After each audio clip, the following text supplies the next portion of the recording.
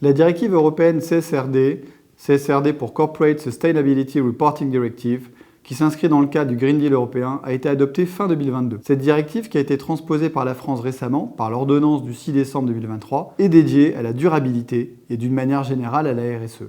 L'ordonnance a depuis été complétée par un décret du 31 décembre qui déploie pleinement ce nouveau dispositif. Alors concrètement, quels sont les objectifs de la CSRD ?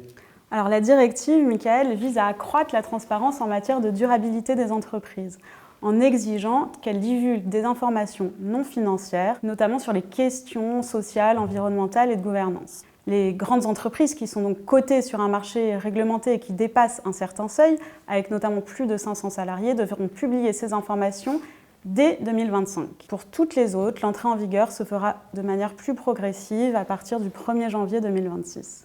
Mais de quelles informations parle-t-on concrètement ? Alors la CSRD instaure 12 normes appelées ESRS pour European Sustainability Reporting Standards qui détaillent les informations que doit inclure le nouveau rapport de durabilité pour les entreprises concernées. Sur les 12 normes, il existe 2 normes générales et 10 normes thématiques qui recensent chacune les informations spécifiques à fournir sur les impacts, les risques et les opportunités sur le plan environnemental, social et également de gouvernance. 4 des 10 ESRS thématiques traitent directement du volet social.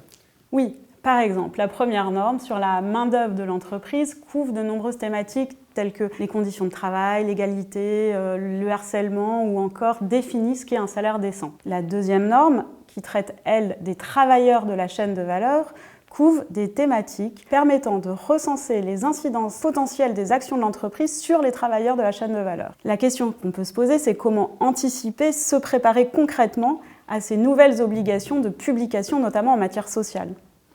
Compte tenu de la nouveauté, de la complexité et de la densité des nouvelles obligations introduites par la CSRD et les ESRS, une analyse approfondie des textes constitue la première étape essentielle. Dans un second temps, il sera très important de définir puis sélectionner les informations, les collecter auprès des différents acteurs présents dans cette chaîne de valeur, tout en anticipant les conséquences d'une telle publication. Face à l'urgence climatique, un nouveau droit durable des affaires est en train d'émerger. Les entreprises devront s'y adapter.